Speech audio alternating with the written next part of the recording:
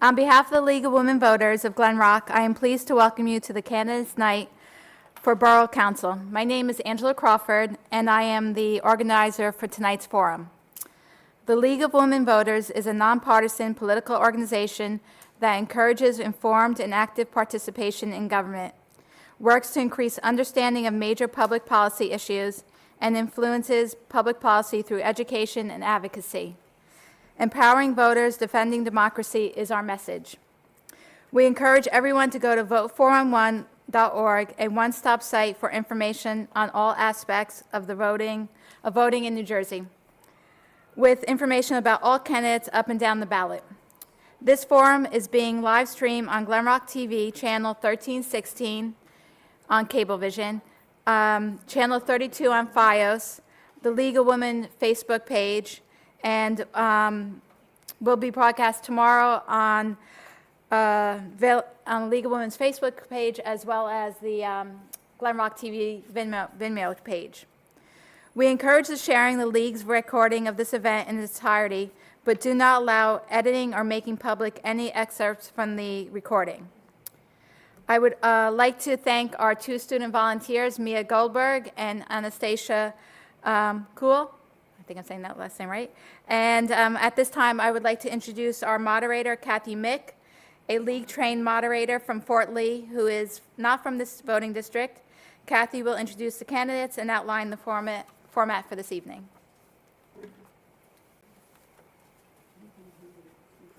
Hello, everyone.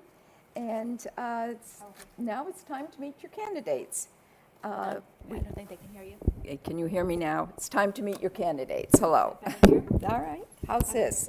I'm not going to repeat it again. All right. Can you guys hear back there? I just want to make sure, because it doesn't sound like it's coming through. I can't hear you, that right? Okay. Hello, everyone. Okay. Thank you, Angela. Anyway, now it's time to meet your candidates. So we have Miss Elizabeth Carr, Mr. Robert Sadeh. I called you Robert. It's Rob. Sorry. Sada. And Seth Rosenstein, John Hendel, Maureen Coughlin, and Elizabeth Call. To begin, each candidate will have 1.5 minutes to answer previously presented questions. You can still hear me, can't you? How's that? Is that better? Okay. Sorry about that. To begin, each candidate will have 1.5 minutes to answer a previously presented question about their top priorities as a member of the Glen Rock Council. And I will be asking these questions in alphabetical order, and all efficiently timed by Stasha and Carol. Please observe the usual neighborly courtesies. Be aware of the time limits. No cell phones, please, or other electronics. No outspoken comments. And please hold applause until the end. Each candidate will have opportunity within 1.5 minutes' time to answer questions from the public. After public questions are completed, there will be the candidates' closing arguments, which will be 1 minute each and will be in reverse order of the opening statements. So let's get started. The question is, what will be your top priorities as member of the council? Ms. Carr will begin.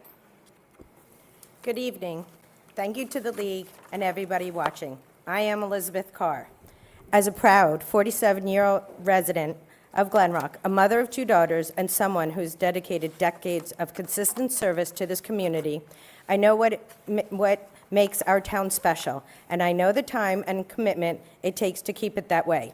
My connection to Glen Rock isn't just about years lived here. It's about the work, the relationships, and the unwavering dedication to ensuring our town remains a safe, vibrant, and welcoming place for everybody. Now to the question. I will focus on 3 key priorities that matter most to our community. The first is ensuring responsible management of the municipal budget and taxes. We must put efficiencies into place to better control our budget. And just so you know, my running mates and I, Maureen and Rob, will not be taking, if elected, will not be taking the stipend. Advocating for responsible land development is another priority. I believe in smart growth that respects neighborhood character, avoids overdevelopment, and ensures that infrastructure and services can keep up with demand. With transparency and accountability, we can create a community that remains safe, livable, and financially stable for everyone. Safety is a priority for every resident of Glen Rock. To provide a true sense of security, we need to ensure our police department is fully staffed.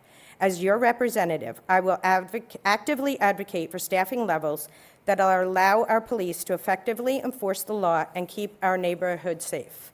We must also ensure that our emergency services attract and retain valuable members. Thank you. Elizabeth Call. Thank you. Good evening. I'm Elizabeth Call. I'd like to thank the League of Women Voters for hosting tonight's forum. I'd also like to thank the residents for coming out tonight and sharing their thoughtful questions. And finally, I want to thank all of the candidates for showing up to engage in civil discourse, which is fundamental to any democracy and strengthens our mutual understanding, communication, and trust. I'm a 25-year resident of Glen Rock. My 2 children graduated from Glen Rock High School. Professionally, I'm a board-certified nurse practitioner for a large vascular surgery practice. I obtained my master's degree from Columbia University in 1998 and a doctorate from Rutgers in 2015. I'm a current council member appointed in December of last year to fill a vacancy, and I'm running to complete the 1-year unexpired term. As a member of the Budget and Finance Committee, I'll prioritize the budget, working with our new CFO to control tax increases by reducing unnecessary spending, expanding shared services and joint purchasing agreements, and developing a long-term plan for capital improvements. I'll prioritize two-way communication among and between the mayor and council, residents, department heads, and our safety professionals. I'll continue to promote business development in all of Glen Rock's commercial zones by engaging with stakeholders, developing programs based on their input and needs, and streamlining the process for new businesses seeking to call Glen Rock home. Thank you. Maureen Coughlin, please. Good evening. My name is Maureen Coughlin, and it is a privilege to be here tonight with Beth, John, Seth, Rob, and Liz, and I wish all of them good luck.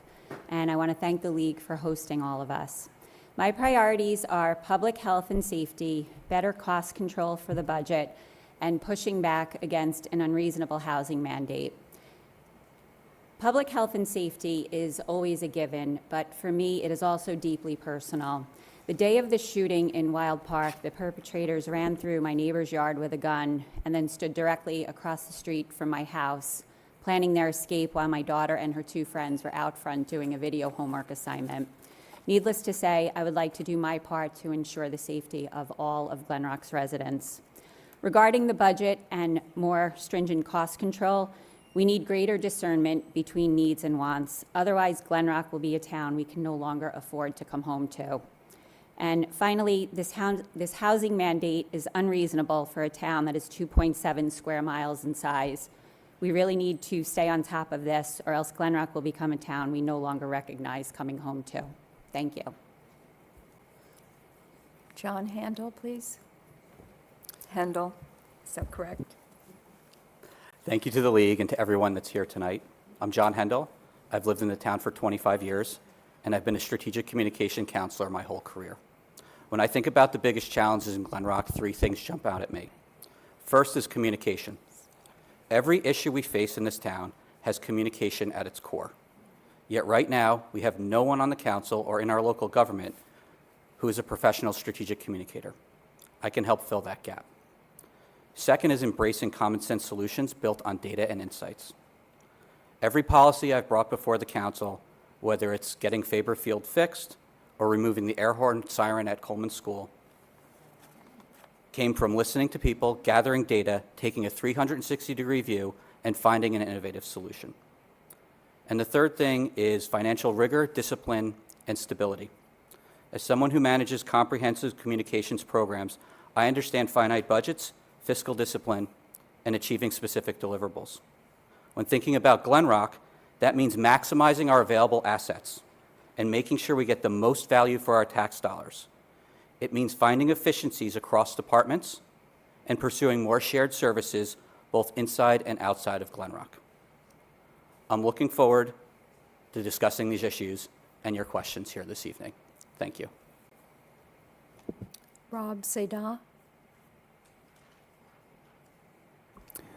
Hi, I'm Rob Seda. First of all, I want to thank the League of Women Voters and you, the residents, for this opportunity to be part of this process. I'm a 40-year resident, a career CPA, and I'm running to volunteer my time and background experience for the benefit of our town and add needed skills to the council. I appreciate the question about what I would include as my top priorities as a council member. First and foremost, the job of a council member, as a member of an elected body, is to make decisions together in a publicly collaborative, transparent way.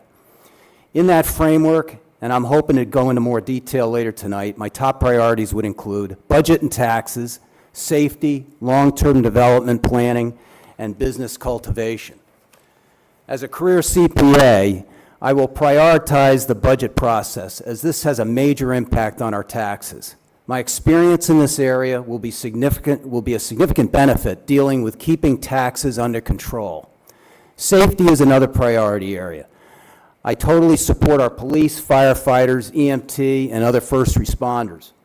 As for long-term development planning, Glen Rock is at a critical inflection point today, both because of the demand for larger housing and the recent affordable housing mandates.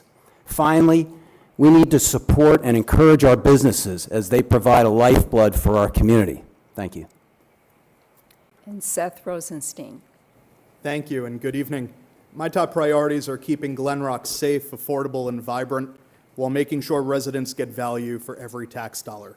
That means first, protecting essential services and supporting our first responders while demanding fiscal responsibility and long-term planning, not short-term fixes. It means tackling safety and quality of life head-on, addressing traffic and speeding concerns, fixing the broken and wrong sidewalk policy, and standing firm against the rising tide of hate and anti-Semitism. Second, it means making government more transparent and accessible, not just showing what the borough is doing, but explaining why. I want residents to have confidence that their council members are independent, informed, and working only for them, not for political committees or outside influences.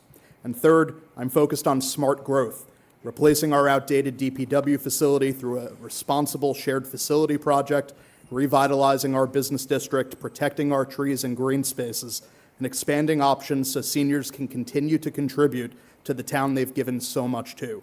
My commitment to you all is simple: to listen to you and all residents of all backgrounds and political affiliations, to take the best ideas of those residents and put them into action, to lead with facts and fairness, and to help Glen Rock continue to thrive as the town we all know and love. Thank you.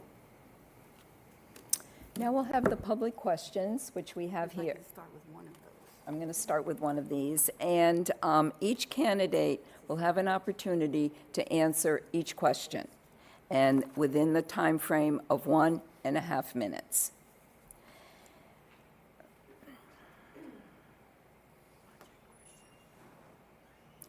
As a town council member, how do you plan to work collaboratively to represent all residents? And if you would like me to start off, or I can ask you, or do you want to raise your hand, or how would you like to? Elizabeth Carr, would you like to answer the question? Sure, that's a great question. Thank you. How do I plan to work collaboratively? I have experience. I was a Board of Education member for 8 years.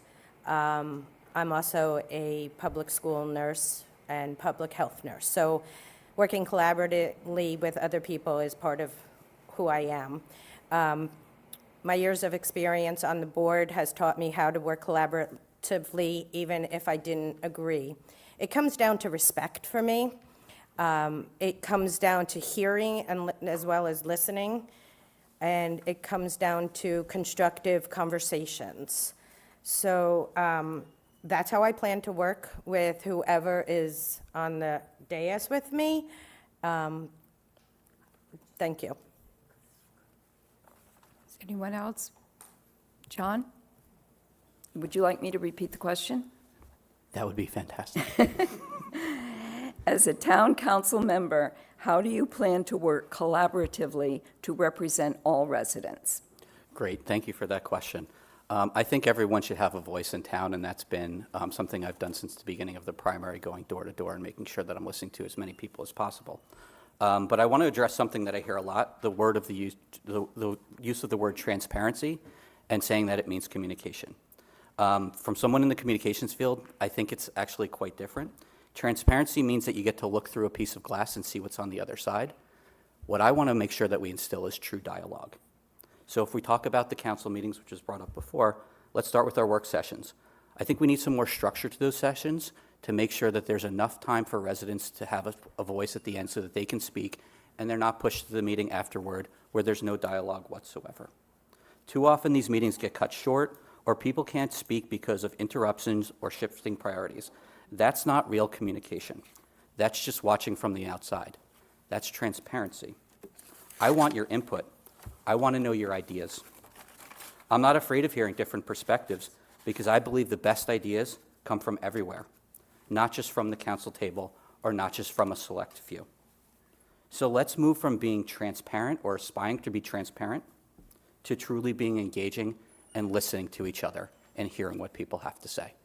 Thank you. Would anyone else, any of the other candidates like to answer that question, or I can go on to the next question? We have a lot of questions. I'm more than glad to. Seth, go ahead, you can answer. You have 1.5 minutes to answer the question. Thank you very much. And folks, I've I'm spoken. happy to repeat it if you need it. Oh, no, I'm good. Okay. Thank you. You're very kind. I've spoken with literally thousands of residents during this campaign and while serving as a councilman since February. There's division in this town. We all know it, particularly on social media. But if there's one thing that's clear to me, it's that we all have far more in common than what divides us. So as I've made clear so many times over, I will listen to anyone who will speak with me. I'll listen to their ideas, I'll listen to their thoughts, and what they want to see out of this town, what they want for this town and for our community. I think we all want a safe town. We all want great schools, solid property values, great local services, efficiency in government, and common sense. And many of the ideas that I'm working to implement right now as your council member come from these conversations. So common sense ideas, from a sidewalk policy that makes sense to shared services and shared government facilities, to safe street initiatives and ways to help our seniors stay in town. Now, we're not always going to agree. It won't surprise many that a good bit of the time I don't agree with other members of the council, and that's healthy. We all have different ideas, but it's how we speak with each other and how we work together and move forward with consensus that matters and will make life in town better. Thank you. Again, every candidate has the opportunity, and we have the time, to answer each question that I ask. So if you'd like, I can call on you and make it or you could let me know that you're ready to answer the question. Which would you want to let me know when you're ready to want to answer the question, or I can just go down the line. I just want to make sure that you know and that the audience knows that you have a chance to answer every question that I read. Kathy, mix it Have we up. got We're all that? good. Let's have some fun with We this. defer to Okay. you in the league, please. Okay, there's a time concern. There is not enough time for citizens to speak and ask questions at the 6:30 meeting prior to the council meetings. How can you correct this? And Elizabeth Call, would you like to answer that question? Too. Not enough time to speak at the council meeting? Is that at the public work session? I think it's a problem, and I know... How would you correct this? How would I correct it? Yes. Well, I know that this is an unpopular decision, but I am strongly advocating to bring back the separate work session night on Monday nights so that every single resident that wants to has the opportunity to be heard and their concerns acknowledged. So that when they bring their concerns to the council will listen and respond patiently and respectfully. I also think that residents should receive answers to their emails in a timely fashion. On a regular basis, I've received complaints from angry residents who have contacted the group mayor and council email address and have not gotten a response from the appropriate committee chair or liaison. So I've proposed a system to track all resident emails by topic, which person responded, what the response was, so that we can flag recurring issues or issues impacting large numbers of residents. I think that two-way communication is lacking, and that's evidenced by residents' inability to speak at the work sessions. And, yeah, I'd like to see a return to the work sessions on a separate night. Thank you. Ms. Coughlin, would you like to answer that question? I can repeat it if you'd like. Okay. I agree with Elizabeth. I think we need a separate work session night for all of us. Our children are older, so I have more than enough time to make it on a different night, and we have run out of time. There have been a lot of issues in this town.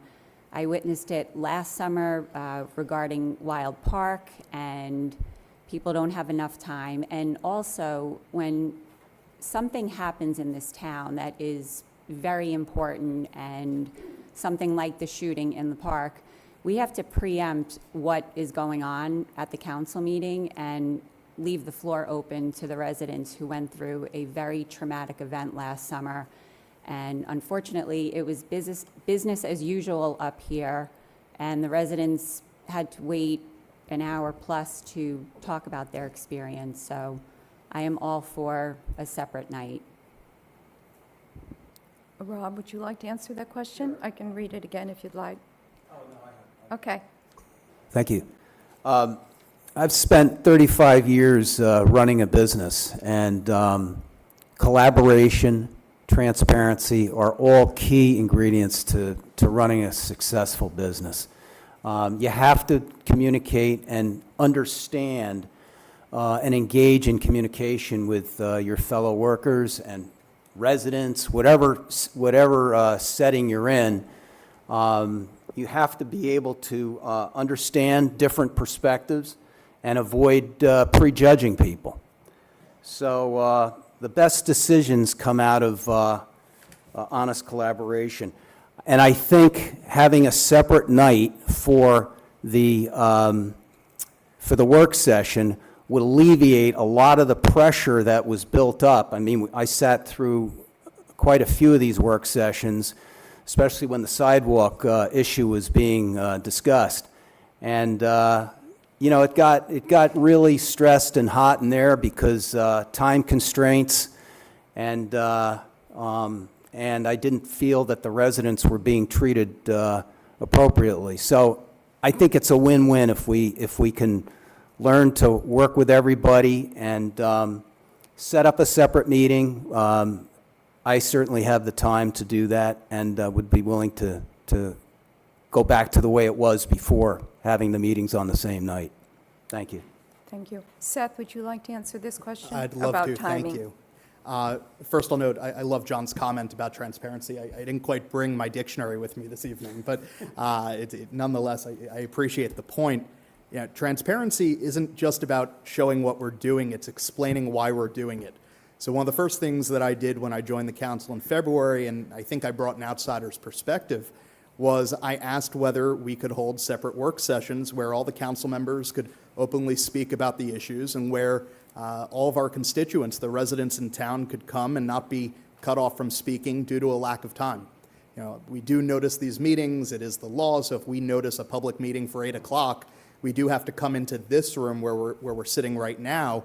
So the time constraints are certainly difficult, but cutting off residents who show up and listen and contribute their thoughts, it just doesn't sit very well with me, and I don't think it's the neighborly thing for us to do. And transparency, you know, it's not only in government, it extends to campaigns too. And, you know, I mentioned a little bit earlier, we're running independent of our local party committee with no local party funding, no campaign manager, no outside control. We write our own campaign materials. We read and respond to all of our emails. We manage our own bank account.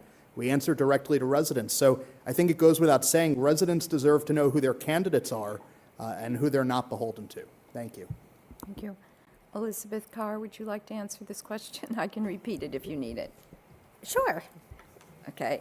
There's not enough time for citizens to speak and ask questions at the 6:30 meeting prior to the council meeting. How would you correct this? I mean, the only option is to separate the meetings out. People want to be heard. They want to know you care. They want you to know that they took time away from their family to come out and voice their concerns. They want to know that they're respected. So separating the meetings is the best option. In addition to that, They don't want disrespect from the council when they do take their time to come. They don't want council members banging on the table. And they certainly don't want someone saying when they first walk in, we're cutting you off at 7:55 to get to an 8 o'clock meeting. I've been to every council meeting except for one since February, and they're rushed. The work sessions are rushed. You've had standing room only at some point, and people wanted to voice why they were there, and they were cut off. And so again, the only way to fix that is to have separate meetings and not have a time limit on the work sessions. I get the general sessions, the general meetings are, standard protocol and everything. But even then, it would allow, if you do separate them out, it would allow the Wednesday night meeting to start at an earlier hour, which might be beneficial to a lot of the people in town. I mean, I know I go to bed early, so, and if there's a hot topic at hand, it gives you more time to even discuss it then. Thank you. Thank you. John? I'd love to go, thank you. So I think we all are sort of landing in a similar place where it would be good to have more time. The challenge is, even if all three of us when we get on, we might be overruled by having that because there isn't a majority up here. So we have to also be flexible with what we have. Maureen, I really liked your comment. I think it's important to read the room because if you go to the work session, sometimes there's 3 people there and sometimes the room's packed. If the room's packed, there's definitely something that everyone wants to talk about. So there has to be flexibility to adjust the agenda so that those comments can get out. I was at the last working group meeting, and it was cut off by 45 minutes. There are 2 other people I see in the crowd who were here as well, and we sat out here for almost an hour and a half so that we could get our 3 minutes to talk before the council. There were 3 of us, and one person got cut off because they were over the time limit of the 3 minutes. That's not having a discourse. That's not the council that I want. I think if we have to work within the current system, there's some other things that we can do. Let's have an agenda with time attached to it so that we know as we're going through each of the agenda items, we have 10 minutes to talk about this. And have someone other than the mayor keeping track of the time so the mayor doesn't have to balance everything that's going on at the council meeting. These are very, very simple communication solutions. And I think if we have someone that has a communications background, they'll be able to see those, pinpoint those, and make sure that everybody in the town has a chance to speak. Thank you. The next question is town budget and taxes. What would you do to lower spending while maintaining services and allowing Glen Rock to be affordable? And I will begin with Seth. Thank you. It's a great question. So the reality is there's no magic way to cut taxes without cutting the services that people rely on. Zero-based budgeting is a gimmick. It just won't move the needle. So let's be clear. 68% of our local budget is controlled by the Board of Ed, 1% by the library, 9% to the county. Council only controls 22%. So even if we find 5% in cuts to the 22% that the council controls, that only impacts 0.5% of the total tax bill. So my thinking is we need to think bigger, beyond just asking departments if they can do without some office supplies. We do this by expanding shared services and facilities with neighboring towns, leveraging joint purchasing power, aggressively negotiating our municipal contracts, and focusing on long-term capital planning. I believe asking each department what they need, but also what they plan to accomplish and what metrics they're going to use to show that they've actually accomplished that. I know that most Glen Rockers don't want to give up things like side yard pickup and our great parks and other green open spaces and our other great local services. So I don't think our goal should be to lower your taxes, because if anyone who tells you that they can, it's a fallacy. It's how do we stabilize your taxes? Because the increases that we've seen just are not sustainable. So the answer is, how do we do it? Outside the box thinking. It's what I've been doing since February, and if I have the honor to continue, I'll keep doing it in the next term. Thank you. Thank you. Rob, would you like to answer the question? Thank you. As I indicated earlier, my career experience handling budget and tax issues will help us get to a point where we can get better control over these areas. And I'd implement 4 strategies to get control over the budget and taxes. First, I would implement a zero-based budget approach. I have experience doing it. I've been doing it for 40 years, and my colleagues across the aisle probably don't know how to approach that issue. Formalize a comprehensive capital expense budget. Explore more cost-sharing programs both within our town and between our town and other towns. And I'd like to implement a report to the residents periodically, the status of our finances as part of our agenda on the council meetings, sort of like a treasurer's report at a board. Our taxes have increased from our municipal taxes increased about 7% on average a year from 22 to 25. The zero-based budget approach stresses an analysis from the ground up, and a formalized comprehensive 5-year expense budget is a long-term planning tool for large capital projects, and it'll ensure that we have the reserves down the road for our big expenditures. We need to reduce our debt level also. Thank you. Thank you. John? Thank you. For me, fiscal responsibility isn't about zero-based budgeting or cutting taxes to the bone. It's about understanding the true value behind every initiative in town, setting clear goals, measuring results, and making sure our assets are working as hard as possible for us. So let me give you a real example here. The mainline commuter lot, that's an asset that we have. I was there again this morning. 60 resident spots, wide open, nobody in them. The commuter spots from out-of-towners, packed. So here's a creative solution. I've said it before, I've brought it before the council. Let's take 20 of those unused spots, just to start with as a pilot, and convert them into monthly spaces for out-of-towners. At $200 a month, that's $4,000 a month for us in found revenue from out of the town. It's money flowing into Glen Rock, not from taxpayers, from those outside of the communities. And while they're here, let's connect these commuters to our local businesses and restaurants. When they step off the train, they'll know that Glen Rock's a great place to shop, grab dinner, take something home, helping our businesses thrive and keeping our town vibrant. That's what true fiscal responsibility looks like. It's being smart and creative with the assets we have, bringing in outside dollars, and reducing the burden on residents. Our sole income stream shouldn't just be raising taxes, fees, or fines on people. It should be using our assets to the fullest. I have some more ideas, but I think I'm out of time, and I'm happy to talk about them in a few. Thanks. And Maureen, would you like to answer the question, please? We are all aware of the budget's non-negotiable costs like pension and health care, but we still need to take more of a leave no stone unturned approach rather than and it is what it is, our hands are tied approach.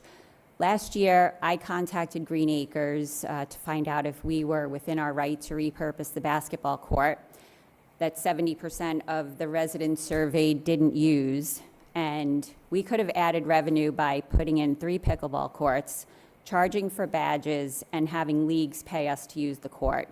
That was never explored, and as a matter of fact, I was told in one of the work session meetings to stop calling Green Acres.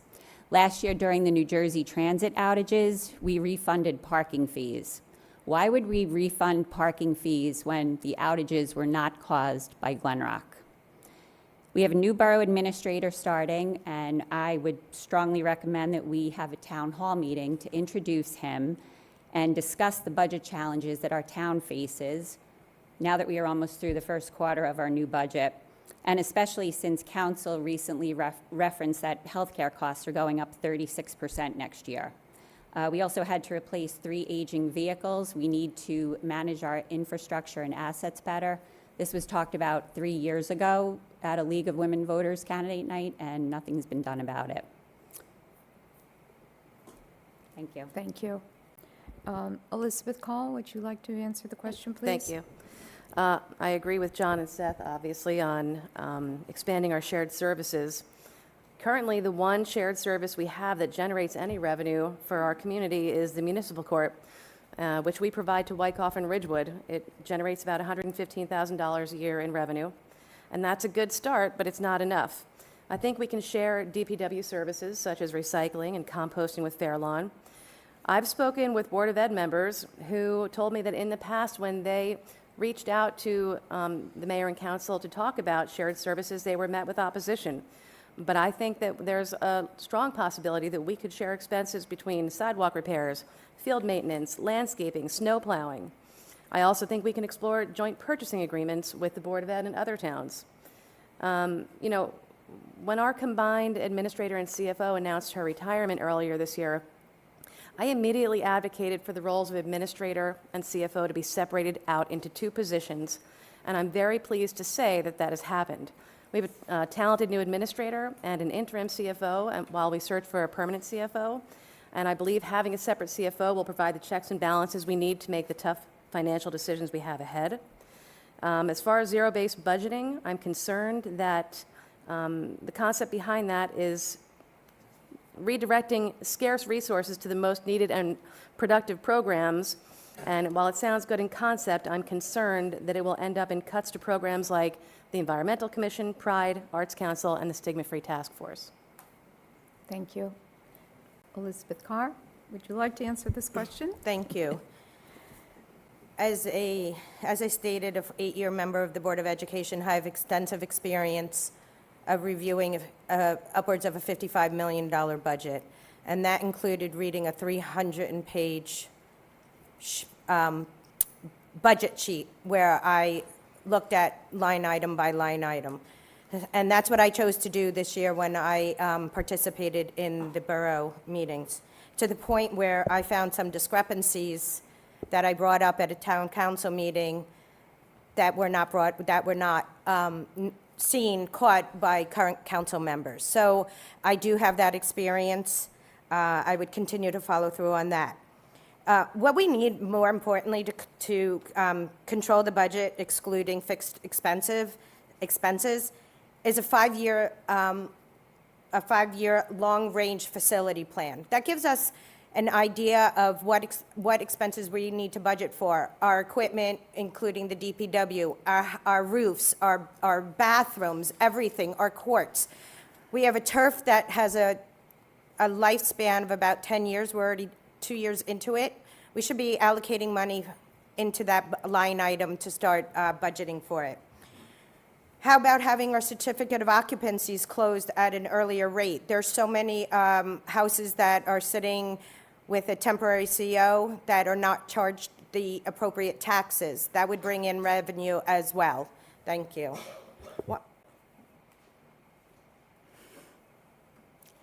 This next question is about overdevelopment or development. The structure behind CVS will likely lead to extra congestion. What can the council do to control developers from doing more of the same in the future? And how will you work with the state legislature on overdevelopment? And I will, Rob, would you start with that question, please? Sure, thank you. I'm going to address the new affordable housing mandate specifically. Recent state law now requires Glen Rock to provide 201 affordable housing units during the next 10 years. And it's part of it's the Housing Element and Fair Share Plan of 2025, approved by our council in June. Our colleagues across the aisle hold the position that we don't have any obligation for affordable housing. There are three mandates. There's a present need mandate, which is the rehabbing of existing affordable housing units, and that's zero. We have a realistic development potential, which is new building on existing vacant land. Since we don't have any vacant land, that mandate is zero. However, we have a prospective need mandate, which is new building on land that becomes available for, through sales over the next 10 years. We're not opposed to affordable housing, but the mandate is extremely extensive, and we have to oppose this mandate so that we don't have, at a ratio of 5 to 1, 5 market to 1 affordable housing, end up with 1,000 apartments, rental apartments in town, which adds about 2,000 to 3,000 more people. Our infrastructure can't handle it, so we have to be actively opposing this mandate. Thank you. Thank you. John, would you like to answer the question, please? Sure, can you ask it again? Because I wasn't Yes, sure if of it was about course. affordable housing or development or the CVS property It's about or what? the structure behind CVS, well, this is specifically, the structure behind CVS will likely lead to extra congestion. What can the council do to control developers from doing the same or more in the future? And how will you work with state legislatures, the state legislature, on overdevelopment? All right, so there's a lot to unpack there. So I'm going to Yeah, I know. focus on the CVS and the DPW building here. So let's talk about the parking because I think that there is a safety concern over by the CVS building. And about a month or so ago, I actually witnessed a tractor trailer nearly get hit by a train at this crossing when it was backing out. I have a video of it. You can check it out. It was really frightening when it happened, and fortunately, the train stopped in time, so nothing bad happened. But we really need a better solution over there. And creating a back egress seems like a very practical way for residents in those apartments to safely exit the CVS area once they're there and for the front shopping to continue. I know the traffic study that was put out said that everything there was viable, but honestly, I think this is a bit of a wait and see to see what the situation really unfolds. And we might need to consider things like right turn only out of the lot, just to make sure that it's as safe as humanly possible. But this is where I think things like creative ideas come into play. I actually don't think that we should redevelop the DPW building with $7 million. I think that we should put an egress in there to make more sense for the traffic flow to come out. But at the end of the day, I think we need to find solutions where we're working together to make sure that that area is as safe as possible. And I do look forward to addressing, hopefully there's another question about the affordable housing stuff, because I would love to answer that in more detail when we get there. Thanks. Maureen, would you like me to read the question again, or? Sure, thank you. The structure behind CVS will likely lead to extra congestion. What can the council do to control developers from doing more of the same in the future? And how will you work with the state legislature on overdevelopment? The New Jersey League of Conservation Voters has on their website that they continue to fight suburban sprawl by promoting smart growth. I don't think anybody in this room can call 175 Rock Road smart growth. We had a work session meeting a couple of months ago. People woke up to double yellow lines being drawn on their street. Nobody knew about it. And it was most likely done because of all the traffic overflow that will be going over onto Doremus now.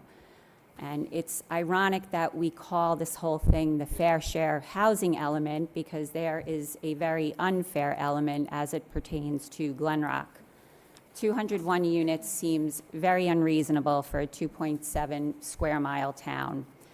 Yes, our RDP, our realistic development potential, is currently 0, and our present need is 0. But I attended the June 18th Planning Board meeting, and our document had erroneous data in the number of households, the population, household income, and the omission of the Jerome Avenue home. So that does not give me a high degree of confidence that we are doing all we can to ensure the fabric of this town isn't drastically altered over the next 10 years. So if I am elected, I plan to work very hard with our zoning board, our planning board, as well as the state to try and get this number changed. Thank you. Elizabeth Call? Thank you. So I want to try to explain how zoning works in Glen Rock so that I can explain to you what the work was that we did as council to prevent overbuilding. Our town is zoned for either residential or commercial use. We have 2 residential zones, an A1 and an A2 zone. A1 is pretty small. It's only about 5% of our houses. It's the area behind Doremus. And those are larger lots. 95% of our residential zone is A2, and the lots are slightly smaller. And then we have our commercial zones, which comprise our retail businesses and restaurants. We passed an affordable housing overlay zone when we submitted our fair share housing plan. The Affordable Housing Overlay Zone protects Glen Rock from having to build affordable housing in other zones. We have specifically designated this zone as where we can put affordable housing. And as part of that ordinance, we limited the number of units that could be built to 20 units per acre. Our affordable housing overlay zone is approximately 5.6 acres. So if vacant land becomes available in the future, it will be 20 units per acre that can be built. That's a total of 100 units over the next 10 years if over 5 acres becomes available. Thank you. Elizabeth Carr, would you? Thank you. I'd like to expand on what Elizabeth was saying. The overlay zone, let's be clear, only covers a small section of town. It covers from one train track to the other train track.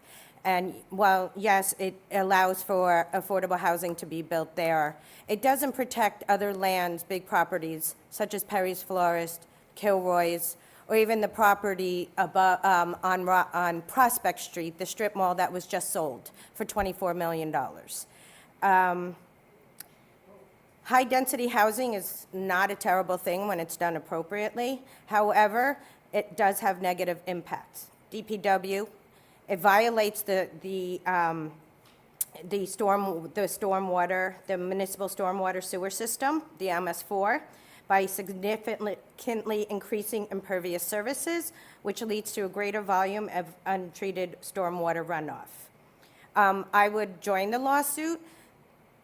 When 175 Rock Road was in discussion, the council agreed to a $250,000 lawsuit, which I do not know where it goes, but I know it could have been allocated to fighting this mandate. I do think senior housing would be a better option for the residents so that we can focus on our seniors staying in the beloved town that they raise their children in. Thank you. Seth, would you like me to reread the question? No, that's all right. Thank you. I think we can all agree that we need to do whatever we can to make sure that development is done responsibly, taking into account the burdens on our schools, on our infrastructure, on traffic in town, and safety in general. So the question is, how do we do that? We rely on our legal and other professionals. Right now, our present need is zero, and I know that that's been said, and that's due to a lack of vacant land. And we have zoning provisions in place to limit the number of units that can be built on vacant land in the future. So those are the facts, even if our opponents want to call us dishonest in social media posts for their perceived political gain. Our opponents wanted us to join, and by us I mean Glen Rock, a lawsuit led by Montvale challenging the mandates. I'm a litigation attorney by trade. I reviewed the complaint and the court filings after this call to join the litigation came out, and for us to contribute your tax dollars to that mission. I knew that this litigation had little to no chance of success, and I told Glen Rockers, and I put up a video on this, I thought it would be financially irresponsible, particularly in a time when we're trying to deal with budgetary issues to put a substantial amount of money into litigation. What happened? Case dismissed. So we avoided that blunder. So on this and all the other issues, I pledge that myself, John, and Elizabeth are going to be the adults in the room, and we're going to make the tough decisions that need to be made. Thank you. Thank you. The next question is about sidewalks and trees. What will you do to balance the need for safe sidewalks with the need to preserve shade trees in the borough? And John, you're up for that question, please. All right, let's talk about sidewalks, everybody, because it's a huge issue here in Glen Rock. Back in April, when the problem first surfaced, I was on the front line surveying residents, digging into the root causes, and yes, probably being a big pain in the neck. I wanted to fix it before it evolved into the problem it's become today. I focused on the anonymous reporting, and my recommendations led to real reform, where now there's a form that everybody has to fill out. They have to fill it out for separate houses, and it has to be validated by the DPW. But we have to do more. We need to take care of those truly egregious sidewalks in town, the ones that jut out that are bigger than your fist that you can trip on. So let's create a program like Paramus has, where the town sets aside funds to help residents fix the worst sidewalks. If you have a major problem, you can raise your hand, and the town will assess it, and without penalizing you for anything else. and we'll use that fund to repair it. And where does the money come from? Remember the thing I talked about the commuter lot? Let's take the money from there to pay for that fund. Fixing the sidewalks in bulk will get us a better price, and it will save everyone money. And really quickly, the trees are also an asset. They're an asset when they're up. They're also an asset when they come down. And if there's a healthy tree that's taken down, the residents should get the wood chips from that tree. And if the tree is good wood, let's see if we can sell it to someone who's a furniture maker. Let's sell it for firewood. Let's use that tree as an asset that we deserve and that we can make money on. That's what it means to be creative. That's creative thinking, and that's the type of approach that I would bring to the table. Thank you. Thank you. Maureen, would you like to answer the question, please?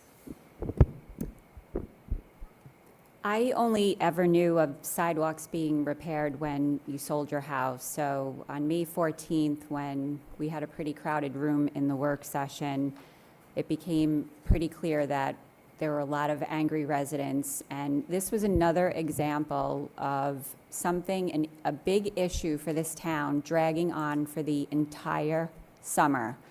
And we had people in the room who didn't get a chance to talk.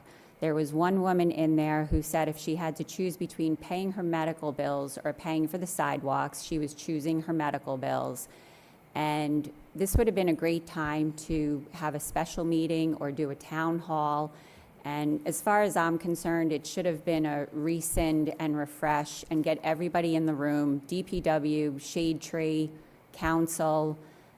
This whole thing has been a little bit of a disaster, and to make matters worse, we changed the time from 30 days to 105 days, and that's not what the residents wanted. The residents wanted a revisit and holding off on the ordinance until we could get this right, and in my opinion, got it very wrong, especially with the council removing themselves from any onus, and now our residents don't have any recourse. They have to do everything through the DPW.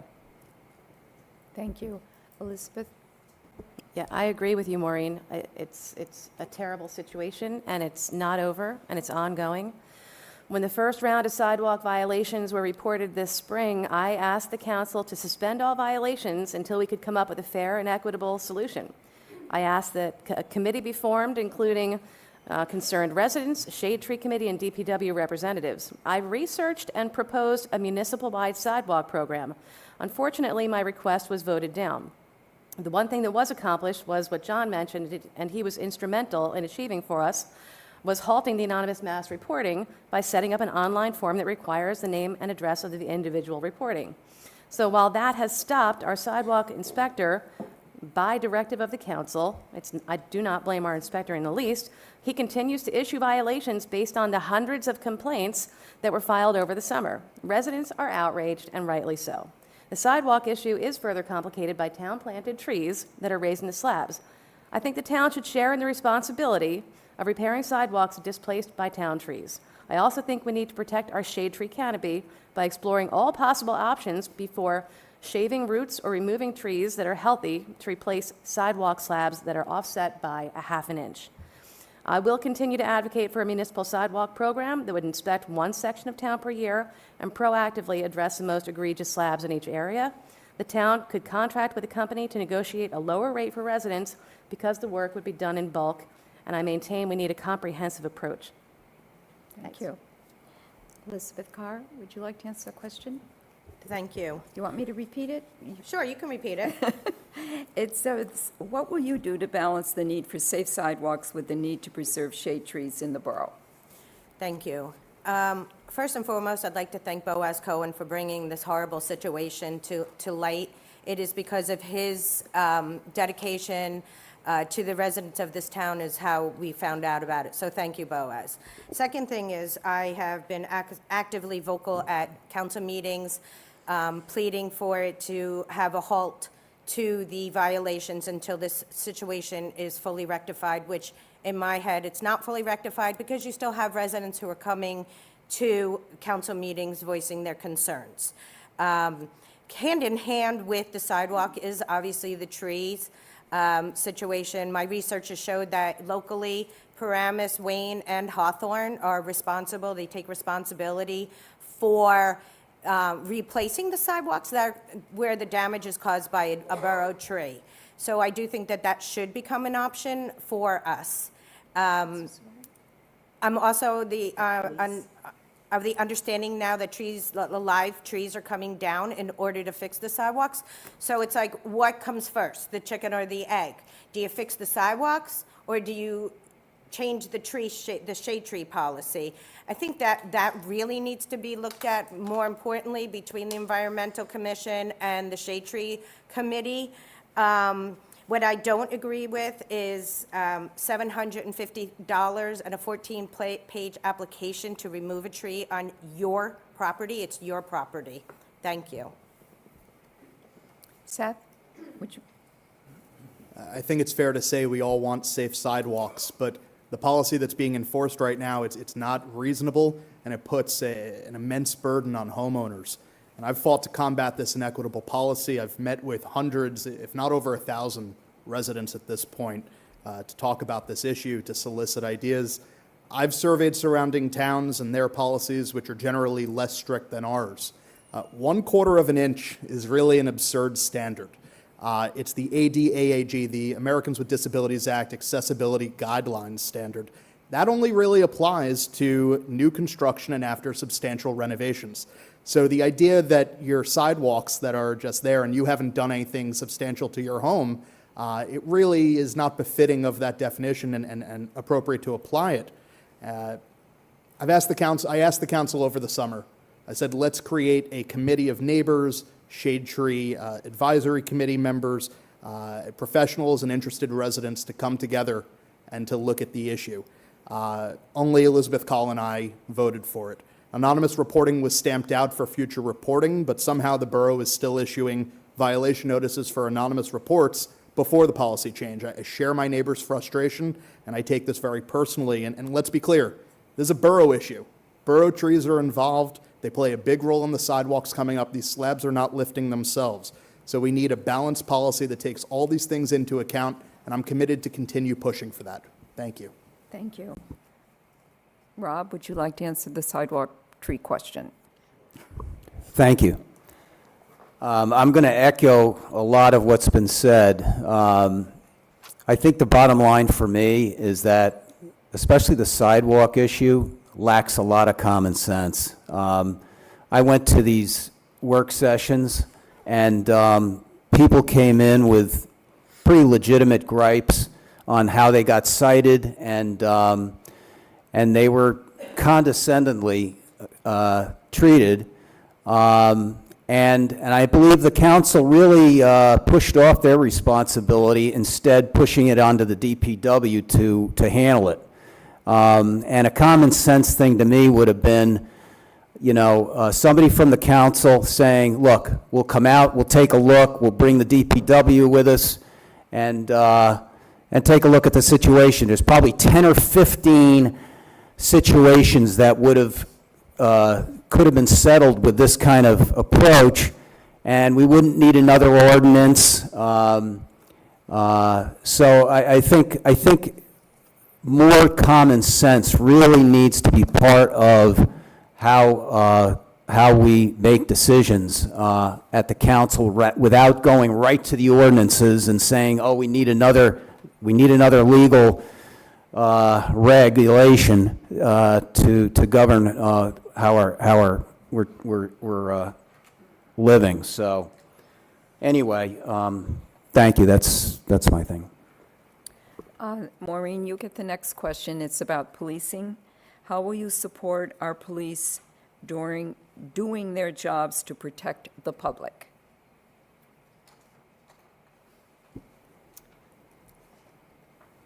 My brother and brother-in-law are both retired NYPD, so needless to say, I will demonstrate unwavering support for the police department. And if there are any issues in town, I think we should have the police department present at work session meetings, the council meetings. We need to be getting the word out with what is going on in town, having them talk to us. The first time that the basketball court was reopened there were no police officers here to talk about it, to talk about what safety protocols were put in place. It took until September for the second basketball court reopening for Chief Ackerman to be here, and it sort of defied logic to me that we had a shooting and 2 assaults in the park, and we didn't have anybody from the police department talking here all summer.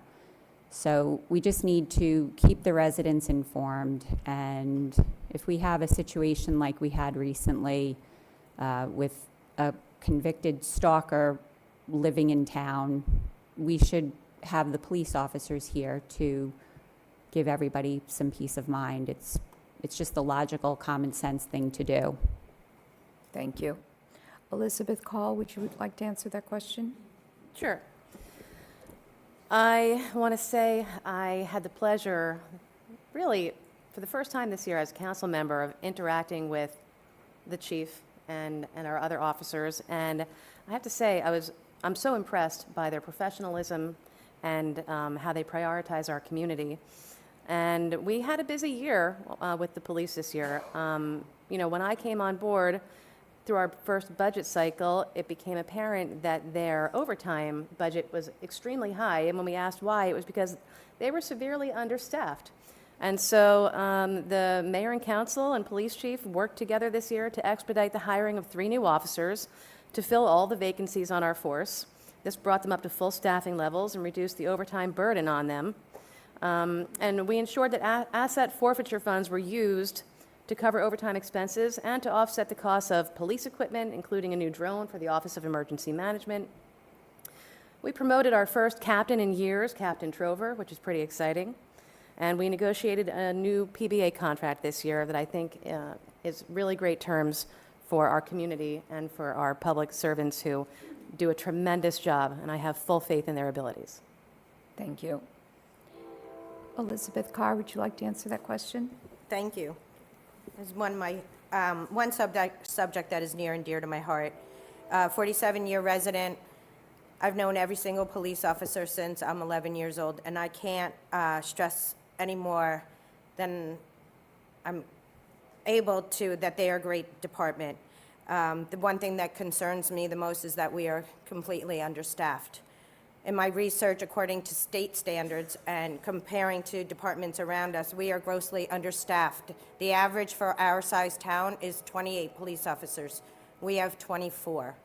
As been stated at council meetings, we have at least 5 who will be eligible for retirement within the next 5 years. We should be actively recruiting now, knowing that those police officers are retiring. Did you know that Glen Rock is it one of the lowest, if not the lowest, in salaries? How do we attract and retain police officers if we are the lowest police department? This unfortunately caused a delay in hiring the 2 new recent police officers. I wouldn't want to come here if I can go somewhere else. We need to adjust that salary immediately. And in my research also, I'm stumbling just because I love this question. I just want you all to know that there was a year-long email chain back and forth between the mayor and council about hiring, and there was a year delay. Thank you. And we now have Seth. Thank you. We have exceptional police officers in Glen Rock, not only exceptional people as first responders, but just tremendous human beings. And one of the great privileges of serving on the council since February has been getting to know many of our officers in town. Their professionalism, their commitment to our community are models for the towns around us.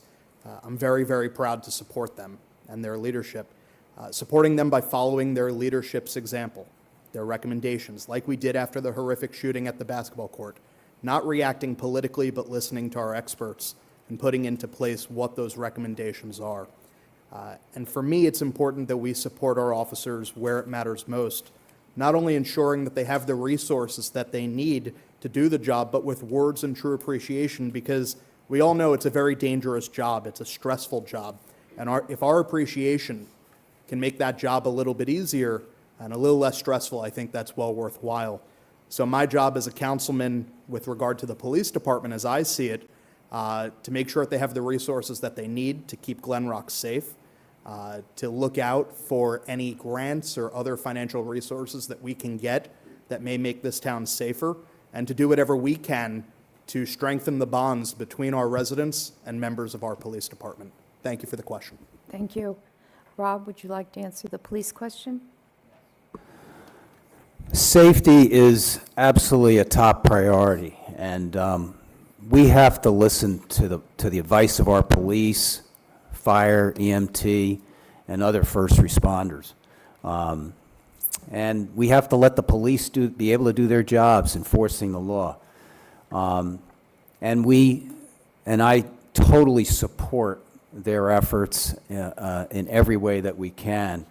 I think it's really imperative that transparency from the council is critical to make sure safety issues are addressed in emergency situations. Residents need to be aware of what's happening in real time. And we need to use the advice of our first responders to make proper decisions and follow up with proper actions. On a couple of just safety observations, and we talked about it a little bit earlier, on the 175 Rock Road issue, not a very good planning job. When that development is finished, we're going to really have our hands full trying to rectify the safety of that intersection. The other thing that's been bothering me is watching the kids fly down the street on these electric bikes in the middle of town. They're going 30 miles an hour, no helmets. We need to put in some, oh, sorry. Thank you. John? Sure. So echo what everyone said about the police. Love the police. And when it comes to safety, working with police and emergency responders is essential, of course. I know that because when I was president of Shooting Stars, I worked really closely with the Office of Emergency Management as we were navigating all these COVID protocols that changed every single day.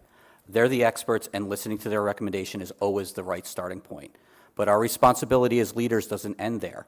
We need to keep asking questions and looking for ways to make Glen Rock safer for everyone. Because of the police, take Memorial Park. So because of the police recommendations, we now have locking devices at the basketball courts and cameras to protect that facility. But I don't think it should stop there. We should do the same thing over at Faber Field to make sure that we prevent damage to the turf at night. We could lock those gates, and to also make sure that the police can quickly respond with cameras at that facility as well. And if communications are ever cut off like they were in the Memorial Park situation, maybe we can change the cadence on the fire alarms that we have so that when they go off and they go off continuously, we know that's a shelter in place and a warning symbol.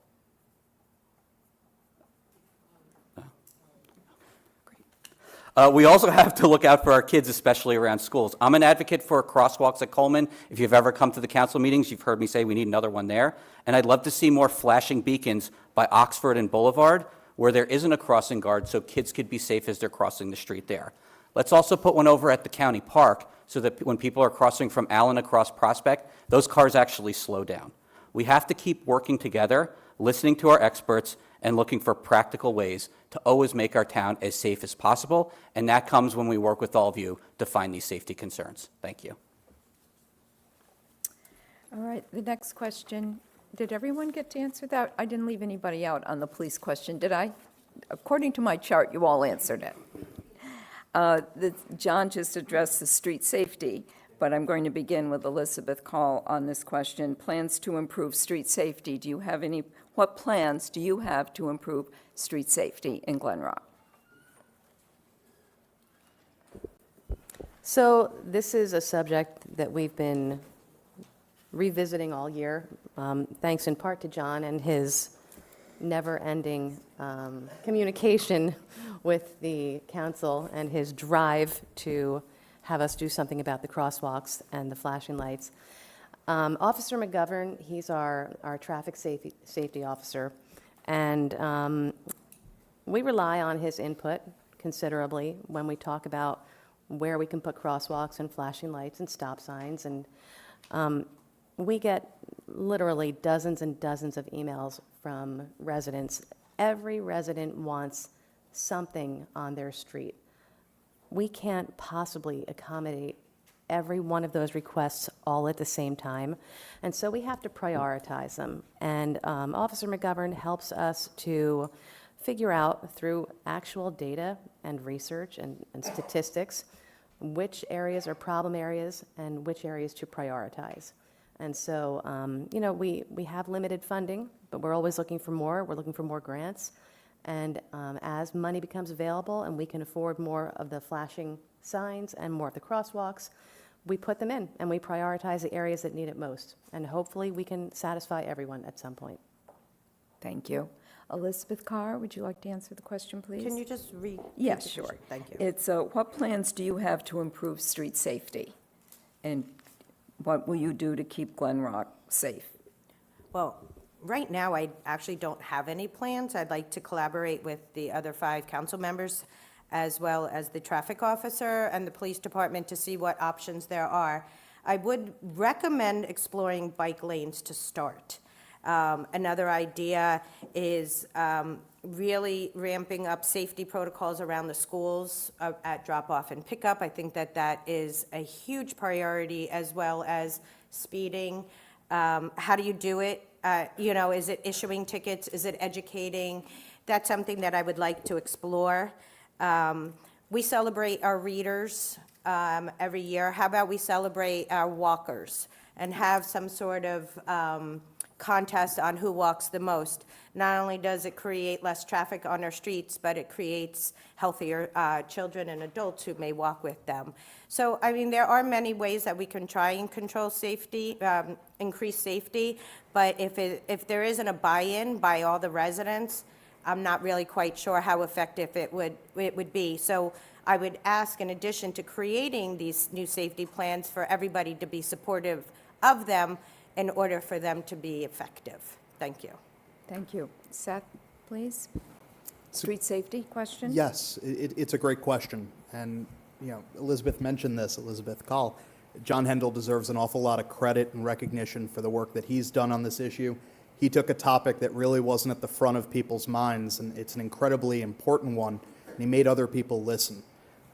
Bottom line, we need to work together, both locally and with the county, to address speed limits on county roads in town, to enforce our speed limits, to evaluate more traffic calming measures on our busiest roads. And how do we evaluate those measures? We rely on our police department. We have professionals whose job it quite literally is to determine what is permitted by law, what measures have been proven effective in other towns, whether in New Jersey or elsewhere, and what will work best here in Glen Rock. So when I walk my 3-year-old son to school, when I walk my nieces to school, I want to know that everything has been done, or at least what's reasonable that can be done, to limit potential safety risks, and I know that we have the right people looking at that. Same goes for every resident walking, jogging, biking, driving in Glen Rock. I'll continue to do everything that I can to have your back and to make sure that our streets are as safe, and our sidewalks, for that matter, are as safe as they possibly can be. Thank you. Thank you. Rob, would you like to answer the safety question, please? Sure. I did safety. address this issue in my last comments, but just to add a couple of things, I got to really, commend the crossing guards and the job they do. It's amazing when schools get out at 3 o'clock in the afternoon, and the amount of traffic and the number of kids. The job they do is really terrific. And to echo what Liz Carr said about bike lanes and trying to control these electric bikes, I don't know what the answer is to, protect these kids, but I guess as this area develops a little bit, there's going to be a serious accident, unfortunately, that's going to really push this thing ahead. But we've got to address this now before that happens. And again, going back to the 175 Rock Road, as far as an intersection goes, that's going to be a big issue that we're going to have to contend with, and I'm going to really spend time trying to work with everybody on the council to figure out what the best way to handle that is. Thank you. John, would you like to add to your? Absolutely. So yeah, a few things. I want to echo what Rob said too about the crossing guards. I mean, I'm a commuter and I walk to the bus or the train every day, and those crossing guards are fantastic. Just the way that they engage with the students and the parents, they just put a smile on everyone's face. So thank you for all that you're doing. When I heard Chief Ackerman talk about traffic calming, he said that the radar guns that are up there are the best way to slow down traffic. So I would say let's try to expand them to other roads that have these really long straightaways, not just the busy ones, but a road like Rutland, where you can go 1,000,000 miles an hour down there. I've seen people doing that as I've been campaigning. Very dangerous. Let's try to get those people to slow down. And again, the rectangular rapid flashing beacons, which are those crosswalk things, I think we need more of them in town. If you're a commuter and you're getting off of the 164 bus on the way home and you're trying to cross Prospect on a February night, good luck. It's like a real live game of Frogger. And I want to make sure, I'm one of those people, so I want to make sure that we have safe ways to cross. And I do want to commend the police department because I know that they put grants forward and we do have more of those coming. So let's get more, let's find more ways to make sure that everyone is safe when they're walking around our very walkable community. Thanks. Thank you. Maureen? Glen Rock was voted a 2024 Healthy Town, which is music to my ears, given my background for personal training and corrective exercise. And Liz stole a little bit of my thunder. I would love to see children walking to school more often and give out some type of award, similar to what we do with the Readathon. And I think that the 175 Rock Road building is going to force our hand there. I think the traffic, is anticipated to be pretty brutal, I would think, with the train track. And like John said, the traffic calming sign that we put up on Doremus, Chief Ackerman said that does work to help slow people down. So I would look into getting grants for more of those signs and also do a pedestrian and traffic study once that building is open. Thank you. This is the last question this evening, and please remember that if you have more questions, I'm sure you can contact your candidates directly, and you can also go to vote411.org, and they have statements there. So I know because of the timing, they can't answer every question. So this is the last question, and we will begin with Elizabeth Call, and is, what have you learned on the campaign trail that has surprised you? What have you learned on the campaign trail that has surprised you? That's a very good question. What have I learned on the campaign trail that surprised me? Maybe you weren't surprised at all. I think one thing I learned that surprised me is that there are only about 10 people on Facebook in this town. I think they're all here tonight, and I'm one of them. It's been a real pleasure canvassing and meeting people, especially our elderly residents who vote by mail and are not on social media and have been here for years and have strong opinions about the town. And it was pretty surprising to me as I went around engaging with residents to learn that they really didn't know anything about the drama, what's going on with the sidewalks, what's going on with EGFAR, what's going on with a lot of issues that we battle about on social media on a nightly basis. And it was actually very refreshing. This town is filled with people who just really love the town, and they care deeply about Glen Rock, and all they want is the same thing that we all want, is a safe community with programs and friends and activities that they can enjoy. And so that was probably one thing that I learned. Thank you. Elizabeth Carr? I'm glad I wasn't first. Gosh, I walked almost every street in this town, and what's one thing that surprised me is just how passionate people are about what they care about. The things that I've heard that concern them, that might affect somebody else. What did I learn? As I get older, there's streets that I haven't been down. That's shame on me, because there's wonderful people in this town. That's not a surprise. That's a welcome emotion that people I talk to have just been amazing. And I've learned so much from everybody that I've spoken with, and that's my passion. So to hear other people's passions makes me a better person and better able to do my job. But so that's it. Thank you. And we have Seth. Thank you, and I'll take a little bit of a different tack. You know, it's not something that I was surprised about, but something that really made me appreciate our community. People love Glen Rock. Yeah. Like, people really love Glen Rock. I have that in my notes.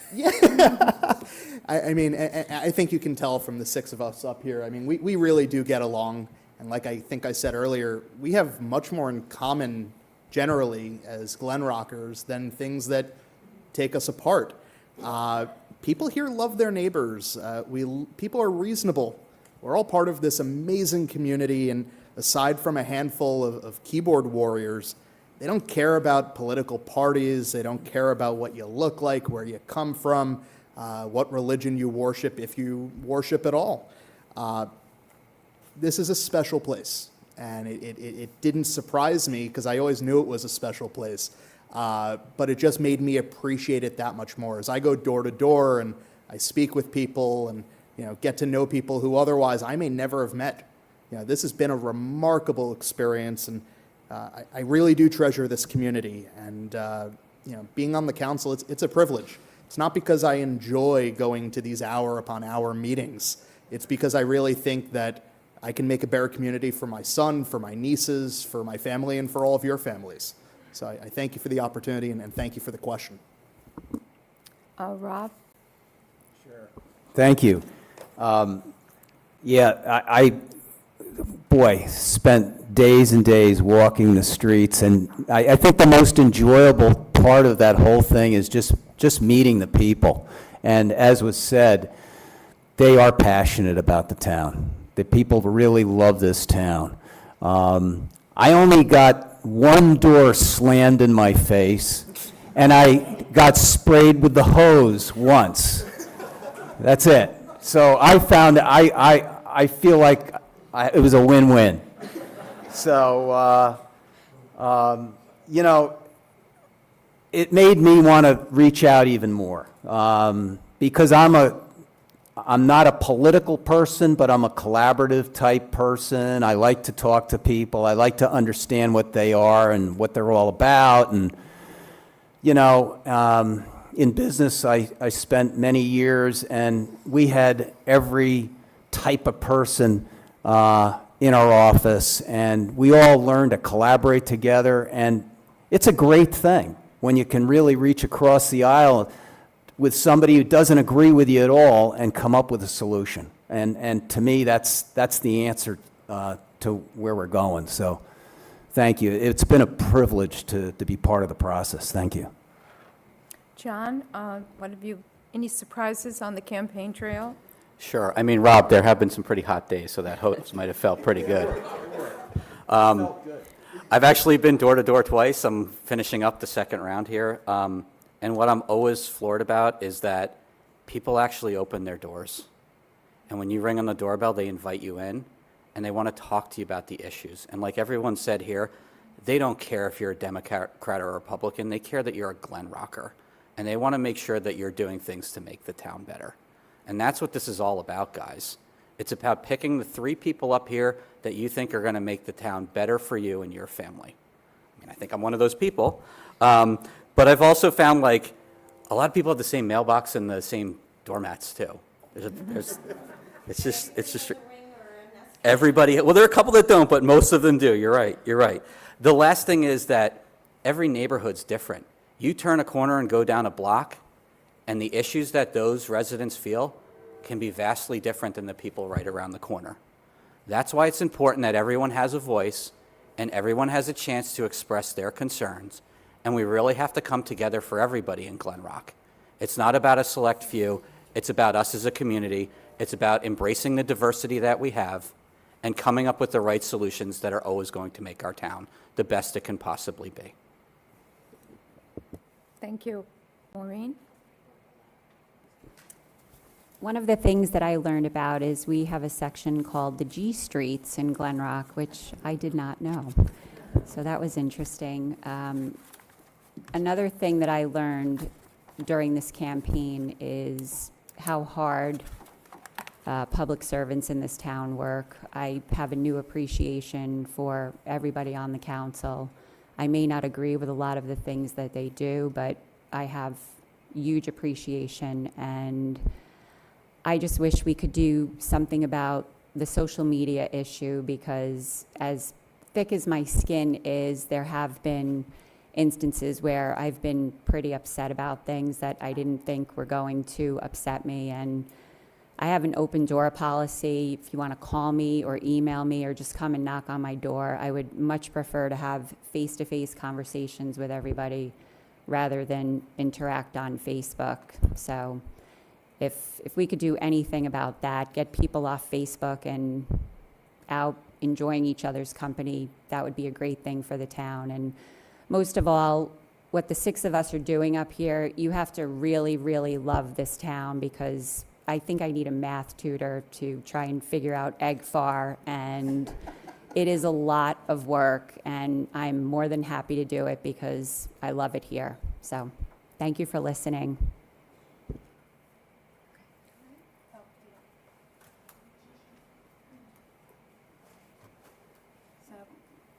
The last question for the evening is just everyone's closing statement.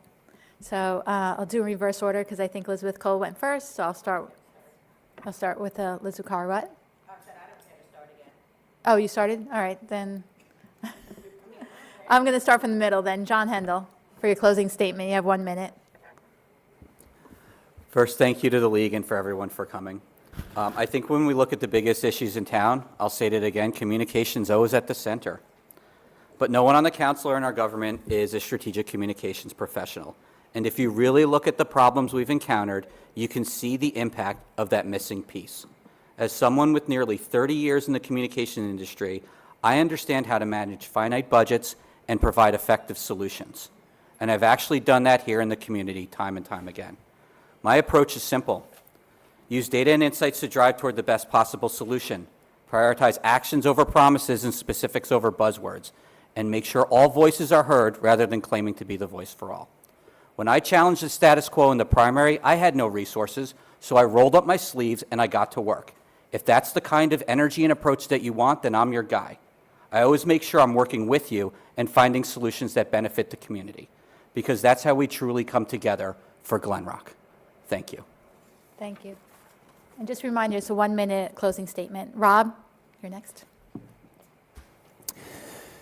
Thank you again to the League of Women Voters and all who helped put this event on. I hope you all now have a better idea how we each stand on those important issues that you've expressed tonight. We need balance on our council. A mixed government makes for the best government, so a balanced council is best for all Glen Rock residents. We also need the most qualified and experienced to address the most serious issues discussed tonight. As a CPA, I can bring 30 years plus of budgeting and tax experience to the council. This is a critical need for our town and a specific focal point for me. Taxes are rising too fast, overdevelopment is a threat, and the current council is incorrectly handling and taking a condescending approach with our residents on these and other important issues. We need to bring common sense and respect back to the council. Please vote for Liz, Maureen, and me And thank you. Thank you, Rob. Seth? Thank you, and thank you to the league and everyone who's here tonight and everyone who's watching online. Serving on the council, it shouldn't be about politics. It's about the town that we love. It's about the neighbors who we care for. It's about working together to make Glen Rock safe, welcoming, and affordable while making responsible decisions that reflect our shared values, what I talked about before, the things that we largely agree on, and maintaining our town's character for the next generation. So I'm proud to say my campaign is independent of local party committees and run entirely by John, Elizabeth, and I. I think people voting should know exactly who their candidates are, who's publishing their campaign materials, who's bankrolling them, and who they are and are not beholden to. So if elected, I'll continue to focus on the facts, on forward thinking, and on creative solutions to the real problems that we face, not partisanship. I'll always listen even when we disagree, and I'll always put the interests of Glen Rock first. I thank you for your consideration. I wish you all good night. Elizabeth? Carr, sorry. Thank you to the League of Women Voters and everyone who has taken the time to meet with me and help me better understand how our town operates. From the DPW director, the chiefs of the ambulance and fire department, the tax assessor, building inspector, and many residents, the president of the Glen Rock Jewish Center, and the local business owners who welcomed me to create those fun videos highlighting their shops. These conversations and connections have only strengthened my commitment to serving the residents of this wonderful community. I'm running for town council because I care deeply about our community and believe in the power of local government to make meaningful change. My experience serving on the Board of Education has given me firsthand insight into how policies, decisions affect families, children, and educators.